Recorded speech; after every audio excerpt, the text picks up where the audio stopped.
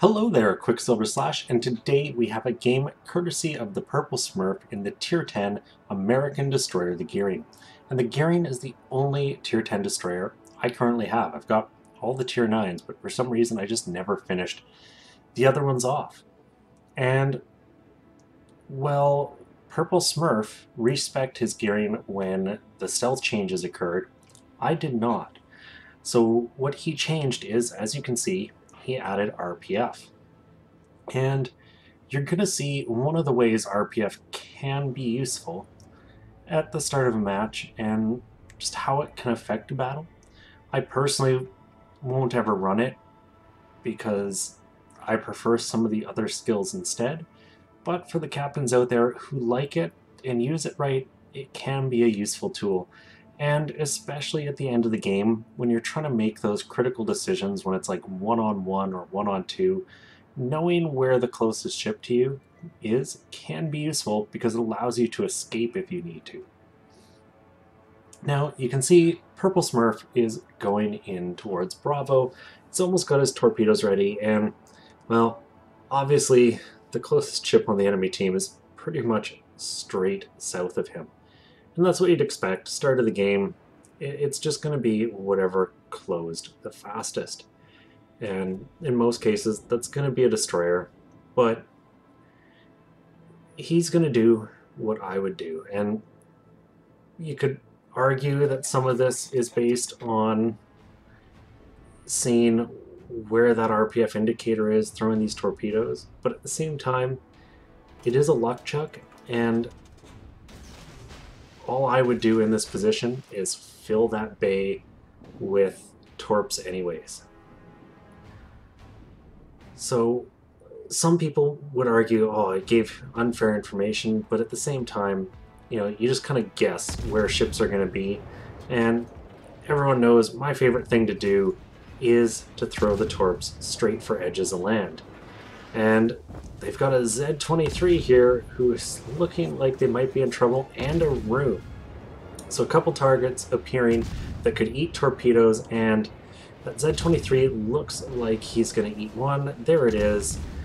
And isn't flooding, unfortunately. It does get the flooding, but the Z-23 survives it. And I don't know if for anyone else it's looking like that, but to me that Z-23 was very much choppy. It's kind of bouncing across the screen slowly. So I'm hoping it's not like that and it's just a glitch I'm seeing, but if it isn't, well, at least we're all in it together. So Smurf was detected there for a bit, more than likely by that New Orleans to the south, and he's already 35-ish seconds, and there's another torp.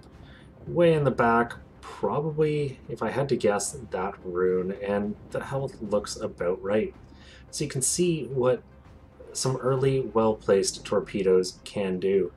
And I think Smurf makes a bit of a mixed calculation here, coming out of his smoke, turning hard, revealing himself to that New Orleans. And that New Orleans is also jumping about quite a bit for me. His torps are almost ready though, and the one advantage you kind of have here would be maybe the New Orleans thinks the torps are already in the water. At least you hope that, because then he'll make the incorrect play to dodge torpedoes that aren't there, and as a result, hopefully eat the ones that now are. And that New Orleans put himself in a terrible position. I know people have struggled with the ship, and I've had a couple comments on some of my New Orleans games going, I don't know what to do. But what that enemy New Orleans just did, don't do that. Don't go charging in early game. And that's what he's done. He dodged the torpedoes, but he's in an unnecessary position. And the reason I'd say that about the New Orleans is, sure, he's there. He's got rocks, so he's got cover, but where's the nearest ships on his team? Other than a couple destroyers, his ships are all way out of range to be able to effectively support him. Now, obviously that Qckslvrslash is detected because shells are going his way, probably proximity detected by the New Orleans.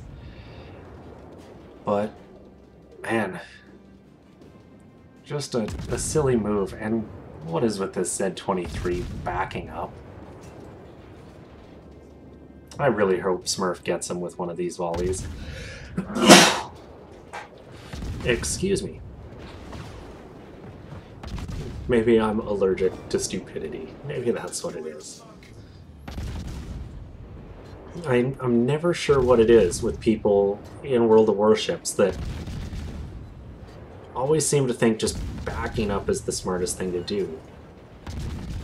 You know, so often just getting the speed, timing your turn so that you don't sit broadside on it too long, far more effective than trying to reverse out of trouble, as that New Orleans learned. So with those ships dead, B is safe to approach, and Smurf is doing just that, and things are looking pretty decent. Each team has a single cap. Smurf's team's ahead on the kills and therefore ahead on the points. And all he's got to do is get into Bravo here, and they're going to secure that. But as he looks around, one thing to really notice and pay attention to is how low on hit points some of his ships are. The Yamato, 1800, sinking. The Fletcher, 638. The Shima.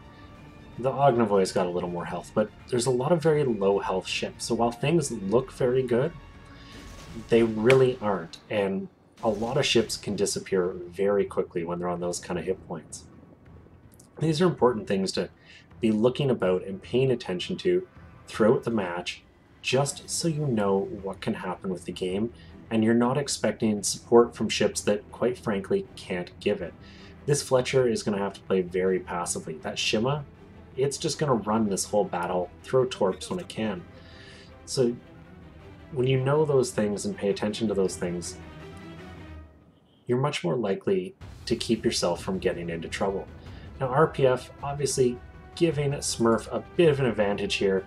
He kind of knew where to be looking for this Benson, and this is one of those situations it's really useful. Now, kind of once again, a little obvious that the Benson was probably in the smoke, but having the RPF really helps confirm those suspicions. And that's really what it is to me as a skill. You know, in situations where you're deducing where someone might be, and particularly trying to close in on a smoke or something, it'll give you some indication if your suspicions are right or not. And that is useful information. Knowing that the closest enemy is a ship over there right now, well, the rune was last spotted there. That's something that you kind of already know, but it can help. And it tells you there's not someone hiding on the side of this island. And it's almost the information it doesn't give you that's more useful. Like when it's not popping up in a certain direction, it can allow you to figure things out. Now, I have seen teams in competitive battles use one ship to throw RPF off.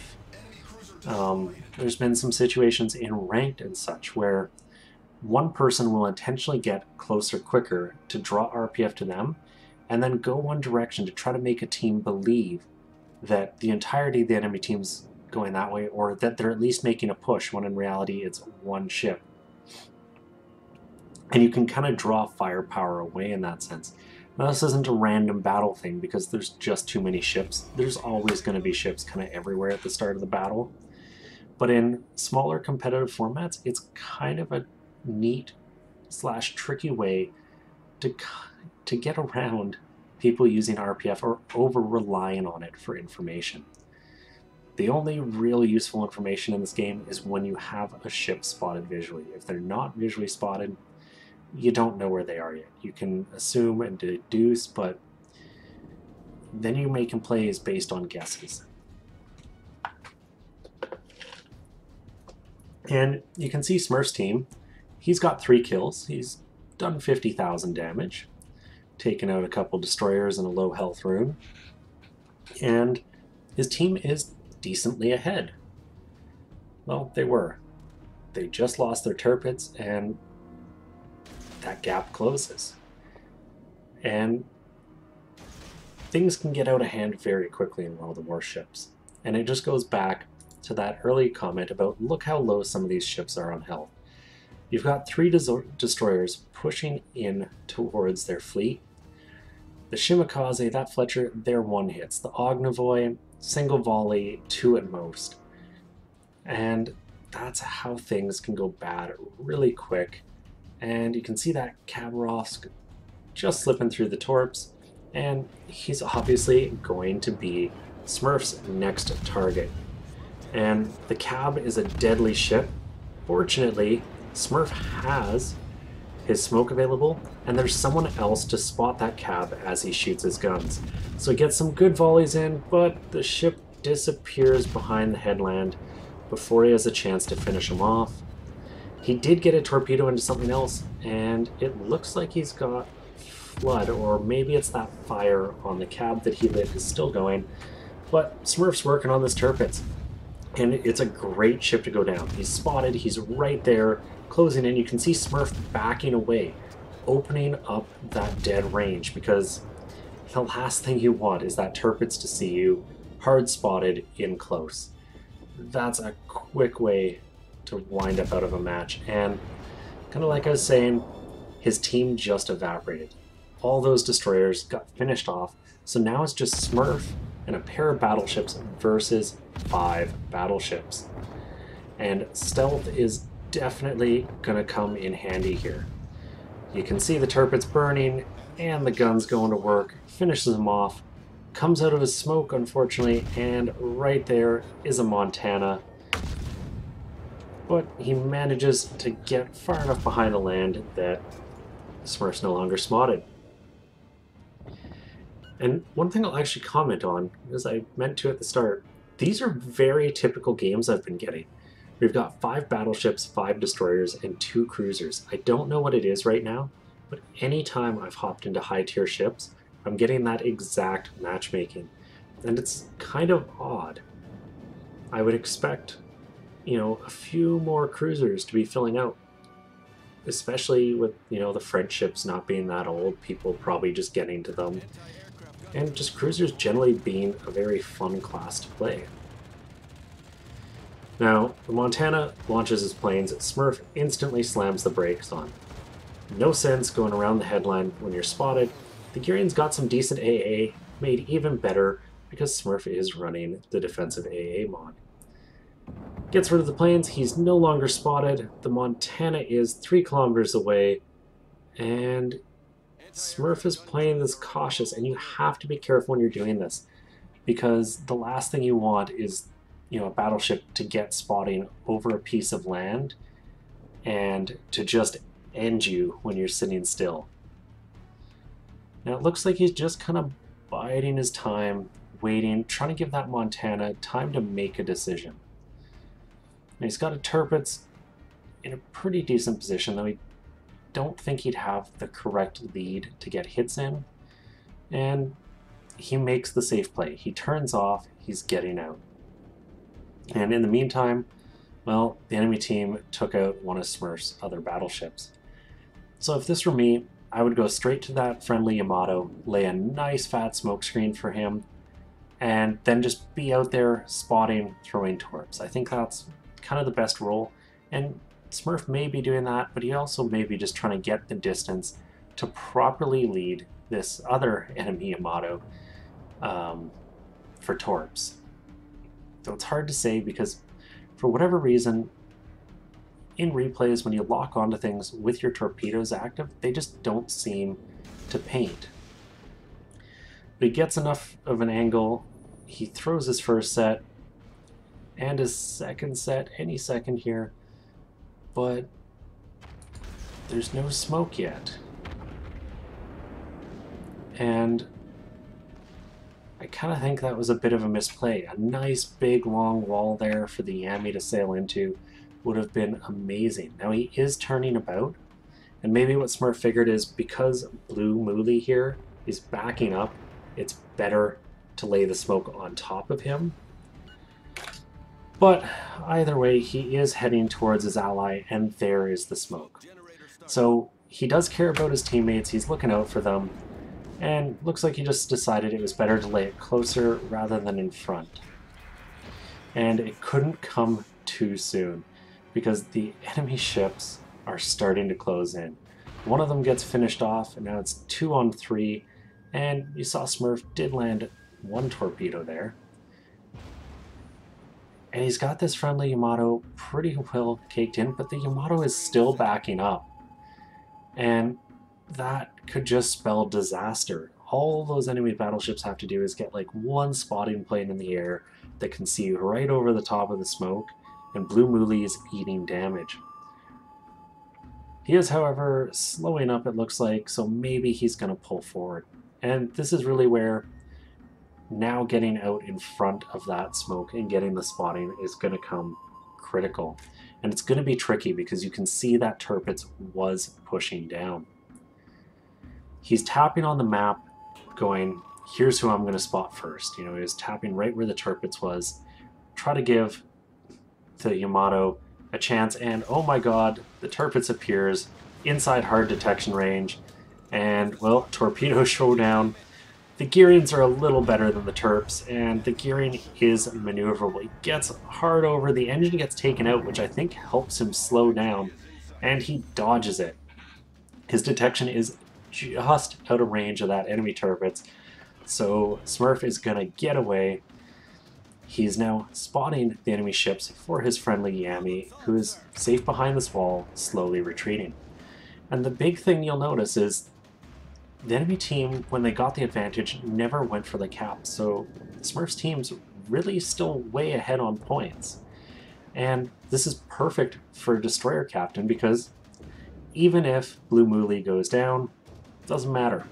Smurf will win this on points. He's fast, he's a destroyer, he's going to be able to maintain cap dominance, and he doesn't even need to dominate, he just needs to keep 1 cap.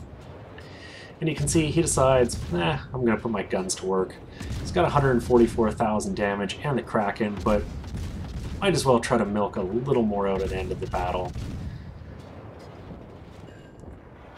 Gets a little more damage in, the shells are coming in, they all splash and wash his deck, and man, if you were on the upper decks for that one, you would be soaked.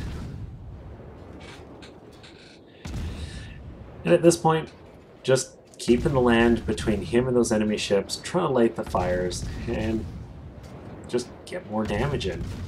You can see the Yamato and Tirpitz secondaries firing back and forth, and he loses his friendly Yamato, who kind of turns side on to those enemy ships, which in a Yami just spells disaster.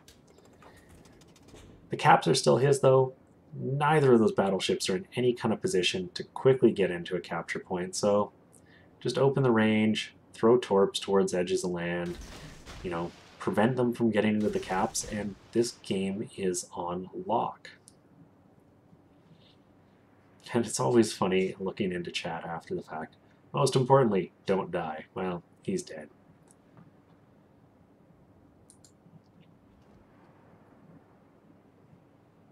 And you can see Smurf. He knows. It's 1. They don't have time to get the cap. 1:25 left. You know, even if they got all the caps, they're not closing that gap. So let's just watch, see if any of these torpedoes hit. And once they've kind of passed by, we can hop into the post-battle.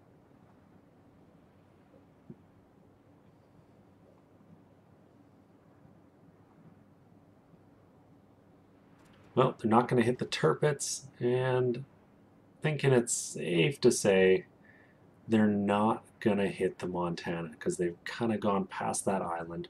So time to bounce to post-battle. And a very decent final result. 387,000 credits, 4,700 experience, Confederate, Kraken, devastating strike, just shy of 147,000 damage, 149 shell hits, 3 torps, 5 kills, 4 floods, defended the cap a bunch, and assisted in capturing one. Did what destroyers need to do.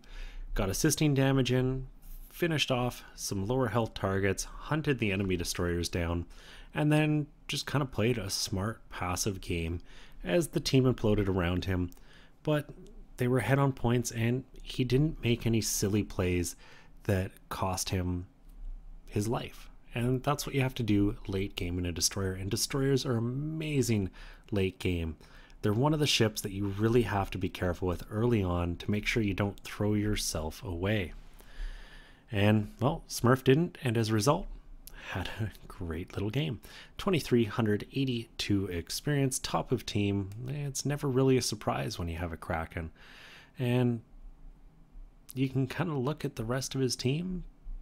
A couple destroyers up at the top, but the experience was pretty balanced. And once again, just reiterating on the damage.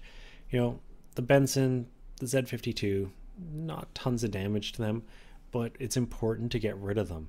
And then he kind of milked the damage out of the battleships. And that's how I play my destroyers. I've found I've playing a little more passively now. Like, I'm not getting in there aggressive. I used to always rush into the battle to try to get a cap, and it was guns and glory. Half the time you sank 30 seconds in, but it was fun. But I wasn't getting good results because I was always throwing myself away before the late game. And what's more interesting as well, Smurf still made money despite having a standard account, and it just shows even at tier 10, when you have a good game, you're gonna make money. And I really do like that about World of Warships. I find it's harder to do in tanks. 4,700 experience, lots more for his captain, and a fun to watch game. I hope you guys enjoyed this. I certainly did. Please consider giving it a thumbs up or subscribing to the channel. And as always, I'm Qckslvrslash. I'll have another one for you later.